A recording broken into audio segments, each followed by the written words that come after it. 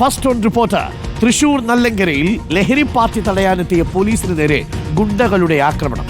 വടിവാളും കമ്പിവടികളുമായിട്ടാണ് ആക്രമിച്ചത്. കൊലക്കേസ് പ്രതി ഉൾപ്പെടെ 6 പേരെ പോലീസ് എന്തായാലും പിടികൂടിയിട്ടുണ്ട്. 3 പോലീസ് ജീപ്പുകളും ഇവർ തകർത്തിട്ടുണ്ട്. ജെയ്സൺ ചാമോളപ്പള്ളിയിൽ സ്ഥലത്ത് നിന്നും ചേരുന്നുണ്ട് നമുക്കൊപ്പം. Jaison, good morning Jaison. ഇന്നലെ അവിടെ പ്രകടനമായിരുന്നു എന്ന് കേട്ടു ചില ചങ്ങാതിമാരുടെ, എന്താ സംഭവം?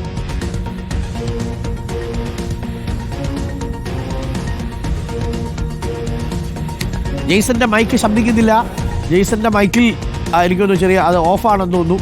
ഇപ്പോൾ പ്രേക്ഷകർക്ക് കാണാം, തകർത്ത പോലീസ് ജീപ്പാണ് പ്രേക്ഷകർ ഇപ്പോൾ കണ്ടുകൊണ്ടിരിക്കുന്നത്. അതിൻ്റെ കണ്ണാടിച്ചിലൊക്കെ അടിച്ച് തകർത്ത് കിട്ടും ഈ ഗുണ്ടകൾ. വടിവാളും ഒക്കെ ആയിട്ടാണ് ആക്രമിച്ചത്. ലഹരി സംഘത്തെ പിടികൂടാനെത്തിയതാണ് പോലീസ്. എന്തായാലും വാഹനം അടിച്ച് തകർത്ത് നശിപ്പിച്ചിട്ടുണ്ട്.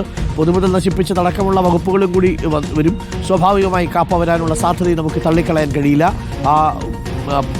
വടിവാളും കമ്പിവടികളും ഒക്കെ ആയിട്ടായിരുന്നു ഈ കൊലക്കേസ് പ്രതി ഉൾപ്പെടെയുള്ള 6 പേരുടെ പരാക്രമം. ആ പരാക്രമത്തിൽ പോലീസ് ധൈര്യപൂർവ്വം നേരിട്ടു. 6 പേരെയും പോലീസ് എന്തായാലും പിടിച്ചിട്ടുണ്ട്. ജെയ്സൺ ഉണ്ട്. ജെയ്സൺ, എന്താണ് സംഭവിച്ചത്? വലിയ ആക്രമണമായിരുന്നു എന്ന് തോന്നുന്നല്ലോ.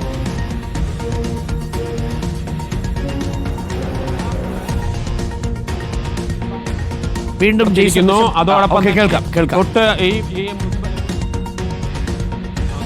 ഈ ആദ്യത്തെ പോലീസ് ജീപ്പിന്റെ മുൻഭാഗം പൂർണ്ണമായി തകർത്തു. ഇതിന്റെ സൈഡ് ഡോറിന്റെ ചില്ലുകൾ തകർത്തു. നമുക്ക് ആ ദൃശ്യങ്ങൾ തന്നെ ആദ്യം കാണാം. അതായത് ഇന്ന് പുലർച്ചയോടുകൂടിയാണ് ഈ സംഭവം ഉണ്ടാകുന്നത്. തൃശ്ശൂരിലെ നെല്ലങ്കരയ്ക്കടുത്ത് വൈലോപ്പള്ളി നഗറിലാണ് ലഹരി പാർട്ടി നടക്കുകയായിരുന്നു. ലഹരി പാർട്ടി എന്ന് പറഞ്ഞാൽ ഏതോ ഈ ആളുകളുടെ ആഘോഷങ്ങൾ നടക്കുന്നതിനിടയിലാണ് ഈ സംഘങ്ങൾ തമ്മിൽ തല്ലി എന്നതാണ് ഏറ്റവും പ്രധാനപ്പെട്ട ഒരു കാര്യം. പരസ്പരം ഏറ്റുമുട്ടുന്ന സ്ഥിതിയുണ്ടായി. ആ ഏറ്റുമുട്ടലായപ്പോൾ പോലീസിന് വിവരം അറിയിച്ചു.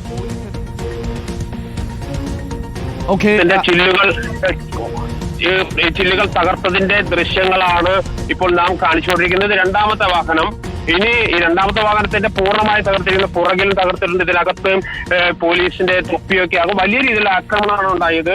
ഇവർ എല്ലാവരും 10-17ഓളം പേർ ചേർന്ന് ഒരു ലഹരി പാർട്ടി സംഘടിപ്പിക്കുന്നു, ഒരു ആഘോഷ പാർട്ടി സംഘടിപ്പിക്കുന്നു. അതിനിടയിൽ ഇവർ തമ്മിൽ തല്ലുന്നു. ആ തമ്മിൽ തല്ലുന്ന വിവരം അറിഞ്ഞ് പോലീസ് എത്തുന്നു. പോലീസ് എത്തുമ്പോൾ പോലീസിന് നേരെ ആക്രമണം ഉണ്ടാകുന്നത്. 3ാമത്തെ പോലീസ് ജീപ്പിന്റെ ചില്ലുകൾ തകർത്ത് കളഞ്ഞിരിക്കുന്നതിന്റെ ദൃശ്യങ്ങളാണ്. ഇപ്പൊ അവർ തുണിയിട്ട് മൂടിയിരിക്കുകയാണ് പോലീസ്. ഏറ്റവും അപകടകരമായി, അതായത് ഒരു ലഹരി സംഘം അല്ലെങ്കിൽ ഒരു ക്രിമിനൽ സംഘം പോലീസിന് നേരെ ഇത്രയും ഗുരുതരമായ രീതിയിലുള്ള ആക്രമണം പോലീസ് ജീപ്പുകൾക്ക് നേരെ അടുത്ത കാലത്തൊന്നും ഉണ്ടായിട്ടില്ല. അത്തരം ഒരു സംഭവമാണ്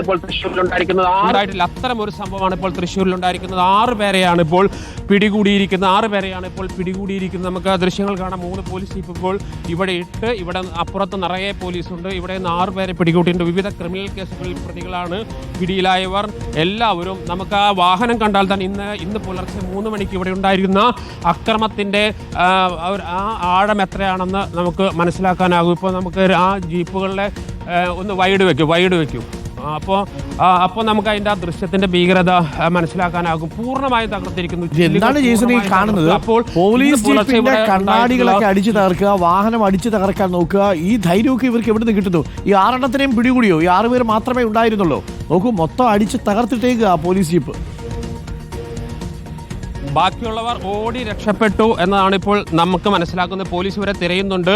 ഏറ്റവും അപകടം, നമുക്ക് ഈ പോലീസ് ജീപ്പിന്റെ മുൻഭാഗം കണ്ടാൽ ഇത്തരത്തിലുള്ള അക്രമം ഇതിന് മുൻപ് ഒരു സ്ഥലത്തും ഉണ്ടായിട്ടുണ്ടെന്ന് നമുക്ക് പറയാം. പോലീസ് വാഹനങ്ങൾക്ക് നേരെയുള്ള ഒരു അക്രമം ഇതിനു മുൻപ് ഉണ്ടായിട്ടുണ്ടെന്ന് നമുക്ക് പറയാൻ കഴിയില്ല. അത്രയേറെ ഭീതിജനകമായ ഒരു അന്തരീക്ഷമായിരുന്നു സത്യത്തിൽ പുലർച്ചെ ഉണ്ടായത്.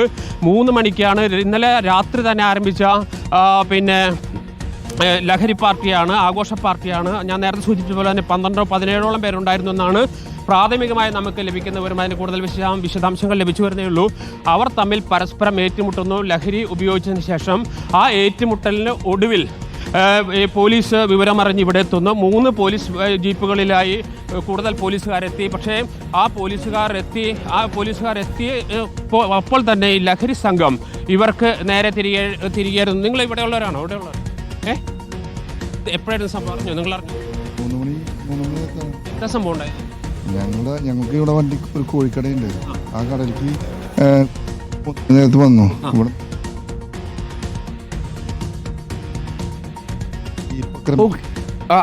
ജെയ്സൺ, ഒരു കാര്യം കൂടി നമുക്ക് കാണാം. ചെറിയ മൈക്കിന് ചെറിയൊരു പ്രശ്നമുണ്ട്. നമുക്ക് ലഹരി പാർട്ടി നടത്തിയ സ്ഥലം നമുക്ക് അറിയാൻ സാധിച്ചിട്ടുണ്ടോ? എവിടെയാണ്, ഏത് വീടാണ്, അല്ലെങ്കിൽ ഏത് സ്ഥലമാണ് എന്നുള്ളത്? ആ സ്ഥലത്തേക്ക് പൂർണ്ണമായിട്ടും എത്തിയിരുന്നോ, അതല്ല അവിടേക്ക് എത്തുന്നതിനിടയിലാണോ ഇവരെ ആക്രമിച്ചത്?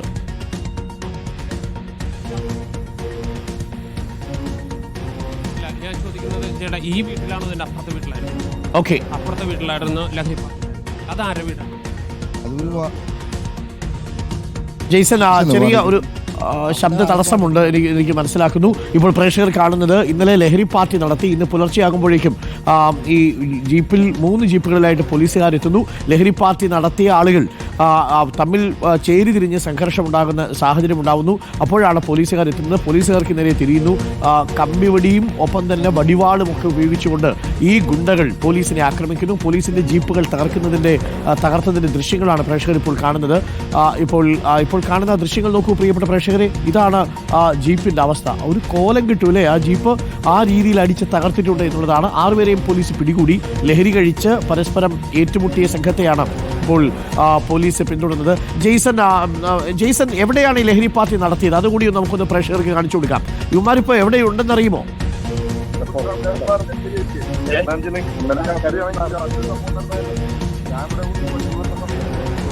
എവിടെയാണ് ഇത് നടന്നത്? ഏത് വീട്ടിലാണെന്ന് നിങ്ങൾ സത്യത്തിൽ നമുക്ക് വീടാണെന്ന് അറിയില്ല.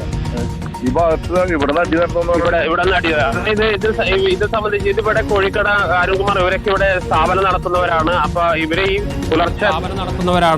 ഇവരെ ഈ പുലർച്ചെ കോഴി ഒക്കെ വരുന്ന സമയത്ത് ഇവർ കോഴി കച്ചവടം നടത്തുന്നവരാണ്. ആ സമയത്താണ് ഇവിടെ ഒരു പ്രശ്നമുണ്ടായതായിട്ട് കോഴി കച്ചവടം നടത്തുന്ന ആളുകൾ പറഞ്ഞു അല്ലേ?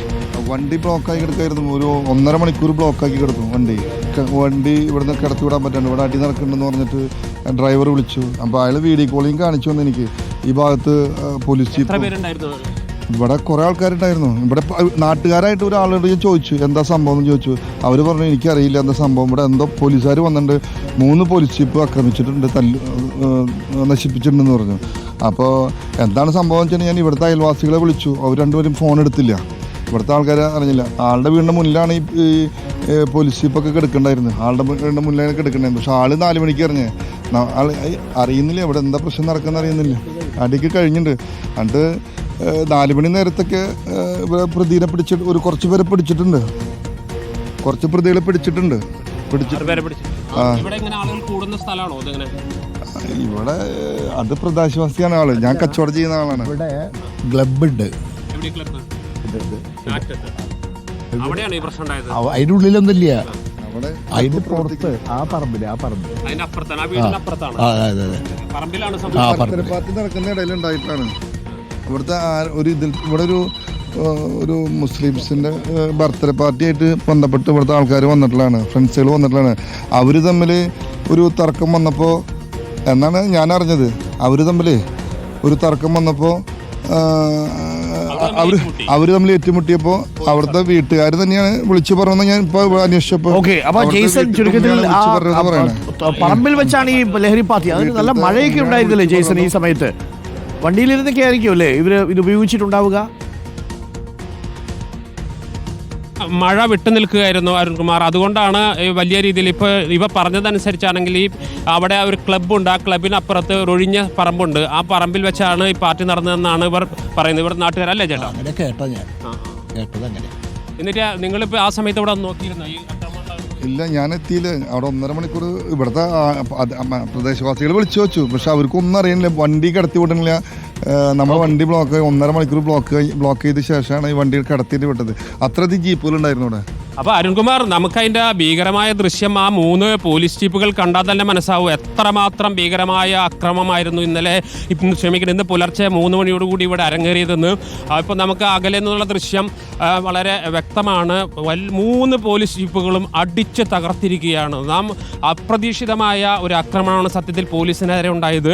ഇപ്പോൾ ഇവർ പറഞ്ഞനുസരിച്ചാണെങ്കിൽ ഈ ഒരു കുട്ടിയുടെ ബർത്ത്ഡേ പാർട്ടി ഇവിടെ ആഘോഷിക്കുന്നു. അതിൽ 17ഓളം പേർ പങ്കെടുക്കുന്നു.